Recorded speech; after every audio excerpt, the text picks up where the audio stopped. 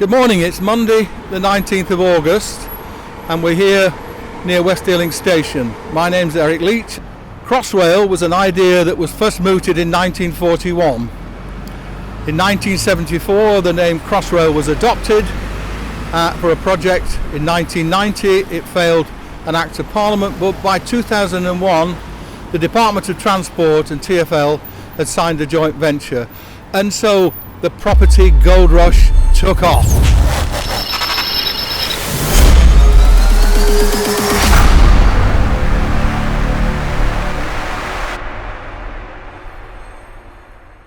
In 2007 we had Luminosity, which is the tower block sitting behind me with the Waitrose logo on it, which is 8 floors, and then across the road to my right we had Sinclair House, 6 stories, and Dominion House, which is 12 to 13 stories.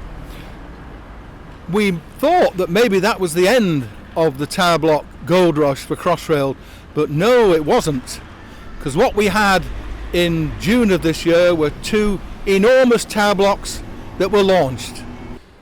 So we've moved around the corner from West Ealing station, just a very short walk, and now this is the site of a 183 flats rising to 25 stories that will be replacing Majestic Wine and Halfords.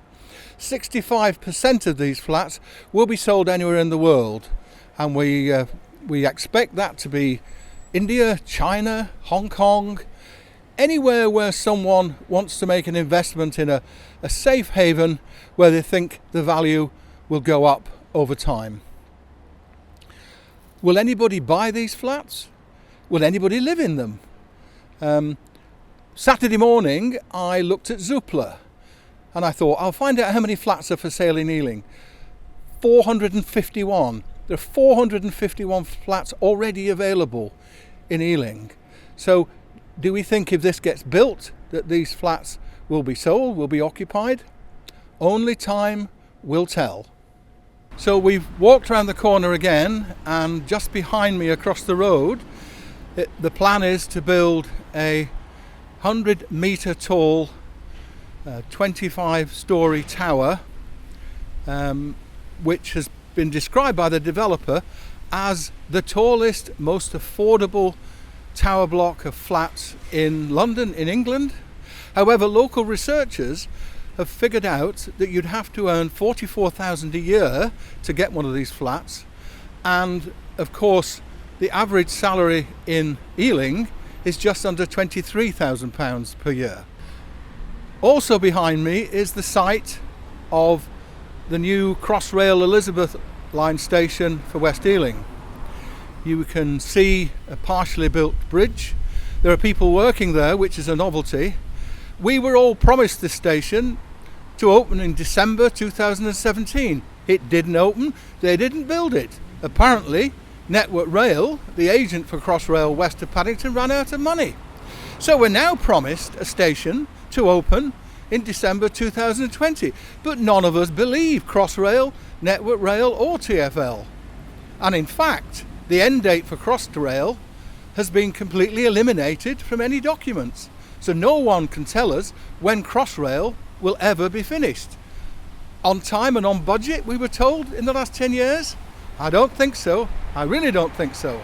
So we have to see these 2 tower block developments in context of what's happening in Ealing. One of the very interesting things about these developments is that the local residents are so angry they formed a pressure group called Stop the Towers. Within 3 weeks they raised £4,000, and they are putting enormous pressure on the developers, on the council. They don't like the height of them, they think they are visually disgusting, they don't like the idea that they'll overlook other flats and other houses, they don't like the massive wind tunnel effect we're going to have, because of course these 2 towers will be very close together, in effect just across the road from each other. So join this protest, join the Stop the Towers campaign. It's important that we try and stop this now, because from my research over the last 2 weeks, the number of tower blocks being built in Ealing is an astonishing 74. So that's 74 tower blocks have either been built in recent years, are being built, or there is planning permission for them, or developers have announced them. Of those 74 10 stories or more tower blocks, 28 are 20 stories or more, and of those 4 are 40 stories or more. Now, if you add up all the flats, it comes to just over 35,000 flats. If you then multiply them by 2 people per flat, you come up with another 70,000 people coming to live here if these flats are occupied by, let's say, 2030. Will the infrastructure cope with it? Is this a form of madness? Thanks for visiting Exposurebox. Come and visit us again. At our next video, we will be visiting the centre of West Ealing, where I will describe for you the good, the bad and the ugly. Thank you very much.